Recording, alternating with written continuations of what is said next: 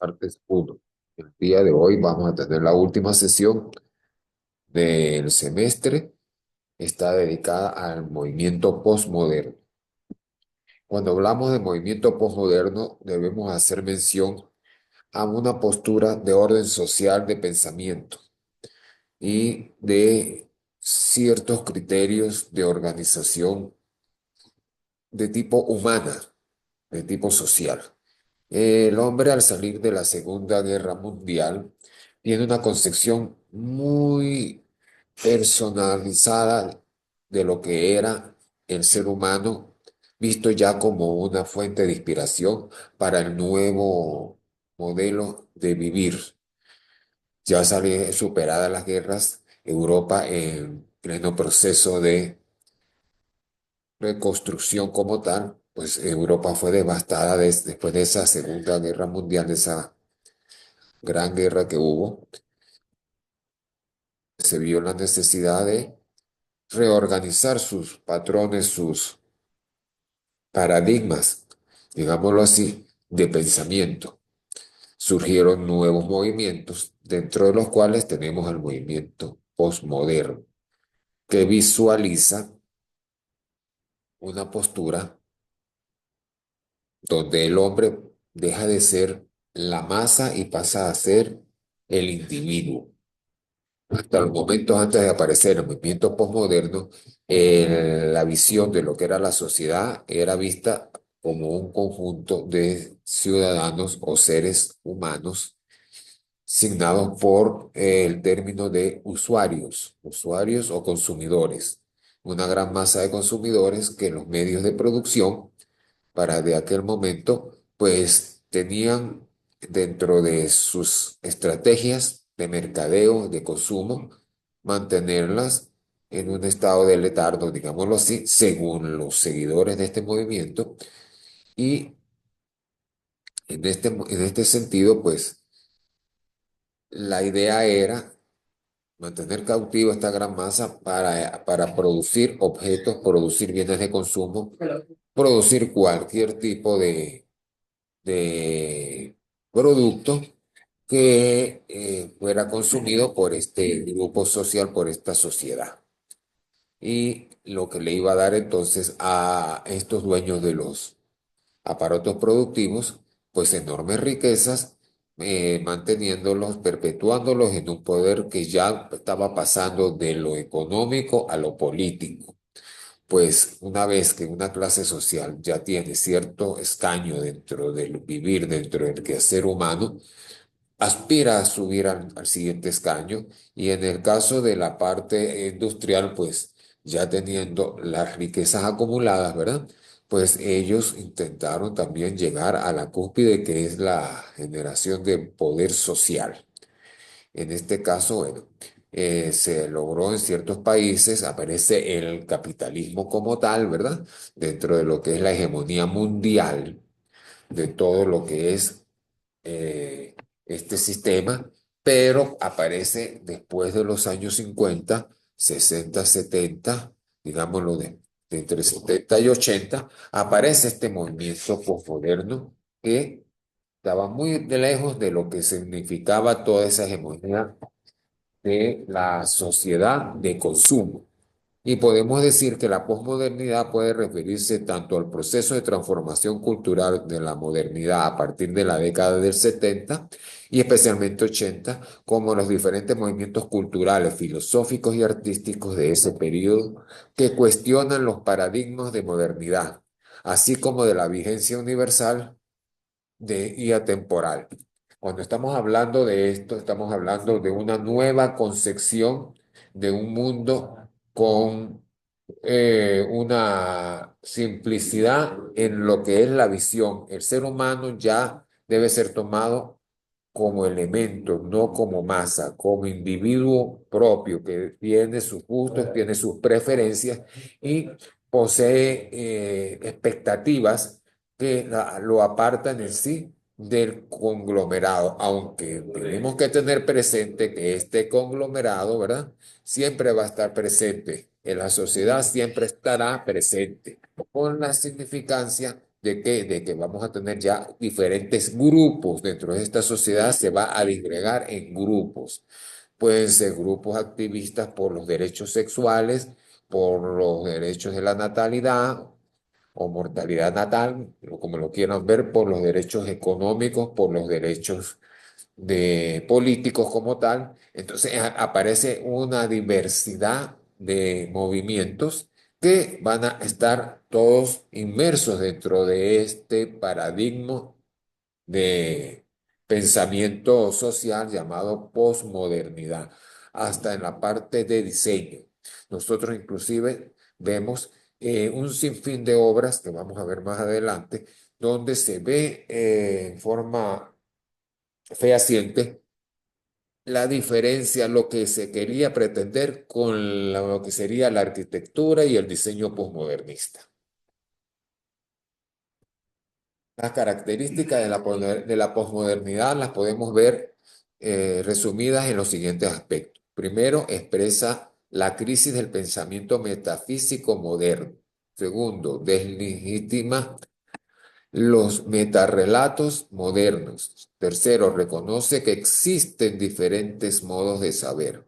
Cuarto, rechaza la linealidad histórica y relativiza el progreso.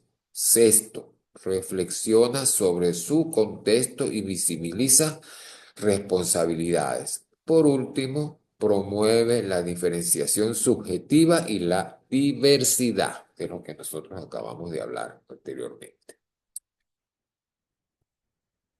La posmodernidad pone en evidencia que el capitalismo, aunado a las tecnologías, ha proporcionado, por una parte, la individualización de los sujetos y por otra, ha modificado la valoración del saber, cuyo fin ya no es reivindicación del espíritu, sino la mercantilización. Estamos en el mismo concepto que habíamos reflejado en la primera diapositiva. Este movimiento va en contra del modernismo porque el modernismo fue un movimiento de pensamiento también iba muy relacionado con el racionalismo.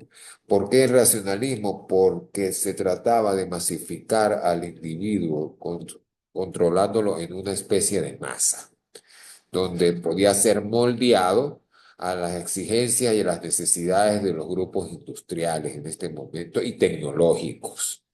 Entonces, esto pues rompe con todo lo que es nuestra esencia humana, digámoslo así, en el sentido de que nosotros como seres humanos obedecemos a sensaciones, a sentimientos, a un sinfín de estados psicosensoriales, mentales, que están muy, muy lejos de lo que sería la modernidad en su aspecto más puro.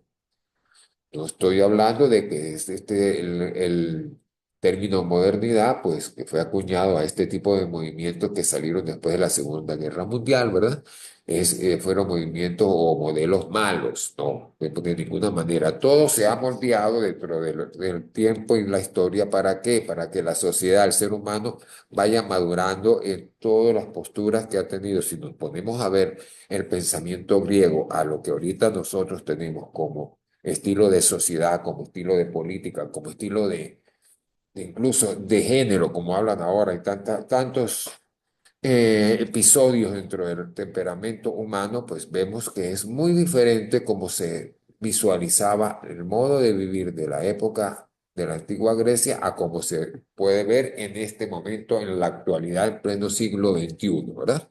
Entonces, esto tenemos que tenerlo presente, que todos los movimientos que se han dado a través de la historia de diseño y movimientos sociales, lo que hacen es pues, consolidar la hegemonía de una especie, la especie humana, dándole ciertas características en ciertos momentos, de acuerdo a las creencias y de acuerdo a las expectativas de ciertos grupos de poder que estaban ejerciendo su imperio, su fuerza en ese momento.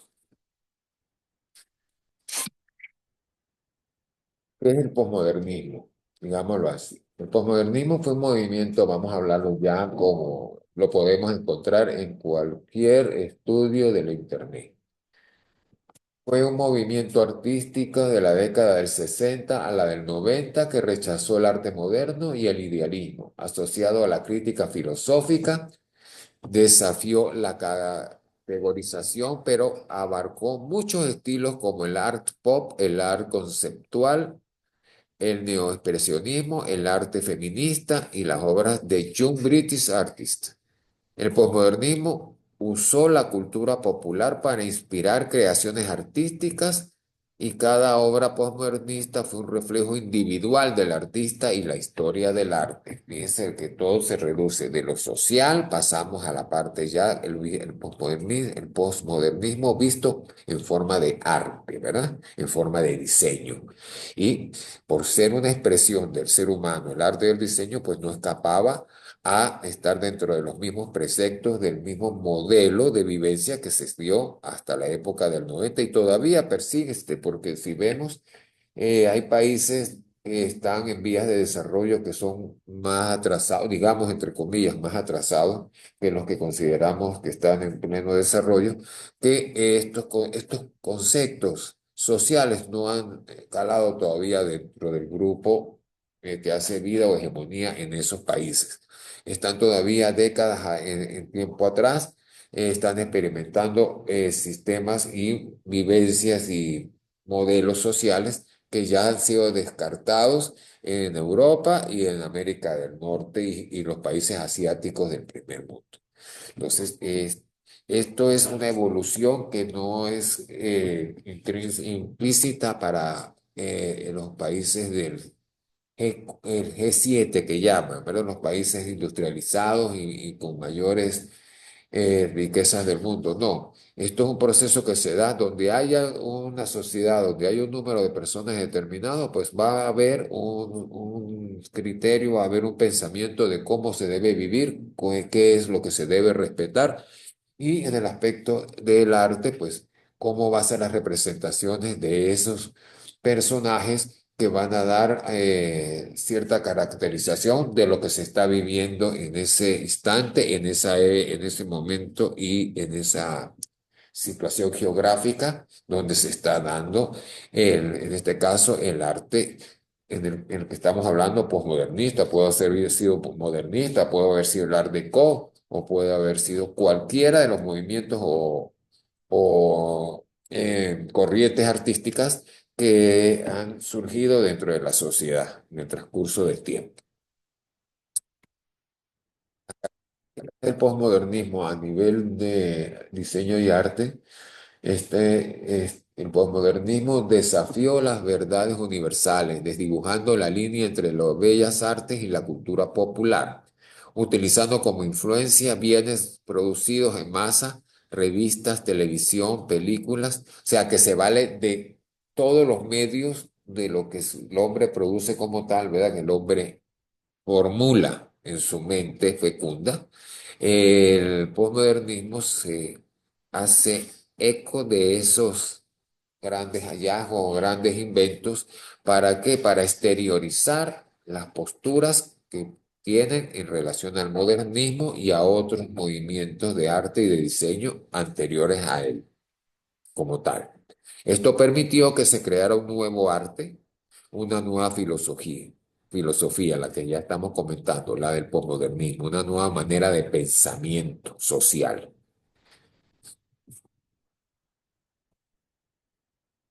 En el contexto histórico, a mediados del siglo XX, Europa, como habíamos hablado, ya había pasado la Primera y Segunda Guerra Mundial. Los artistas se fueron a Nueva York, que ahora era el centro del mundo del arte, donde aplicaban principios abstractos. El posmodernismo surgió de puntos de vista obsoletos y estilistas sobre el arte modernista. La cultura posmoderna vio un aumento en el feminismo, los derechos civiles y los derechos de la comunidad LGBTQ.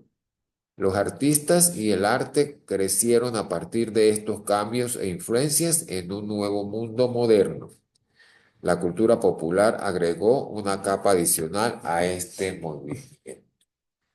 O sea que estamos hablando de un movimiento que fue prácticamente anarquista, digámoslo de esta manera, un movimiento que a pesar de surgir de lo más elitesco, de lo más ortodoxo que tenía la sociedad para aquel momento a nivel de pensamiento social y de arte y de diseño, es como una especie de implosión dentro del modernismo que genera esta nueva corriente con todo lo que nosotros pues ya hemos abordado, que incluso llega hasta lo de la libertad de géneros y un sinfín de situaciones a nivel social y humano muy intrínsecas de lo que es la esencia del ser humano como tal y que en cierta forma rompieron con patrones que estaban impuestos desde los albores de la humanidad. Esto no quiere decir que sea bueno o sea malo, es una manifestación que se está dando, que se dio y que se está dando, todavía estará en ciertos países en pleno apogeo y en otros países ya está en periodo de decadencia, pues las comunidades, el ser humano es un ser evolutivo y no se queda estático. Los cambios sobrevienen y lo que es un boom en una década, la década siguiente o a las 2 décadas siguientes pasa a ser obsoleto y pasa a ser mal visto en ciertos casos.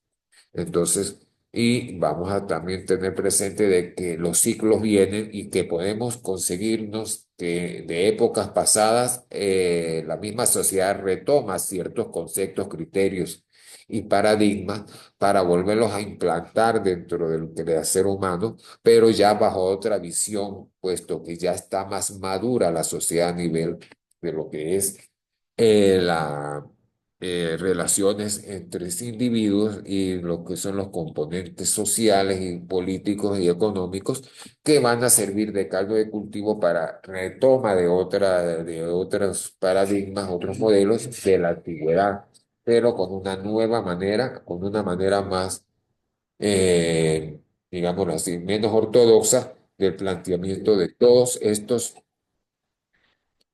criterios que se pueden abordar de nuevo a nivel cíclico. Cuando hablamos ahora, vamos a hablar de la arquitectura posmoderna. La arquitectura posmoderna surgió en la década del 60 como una reacción directa contra el minimalismo y la uniformidad favorecida por la arquitectura moderna.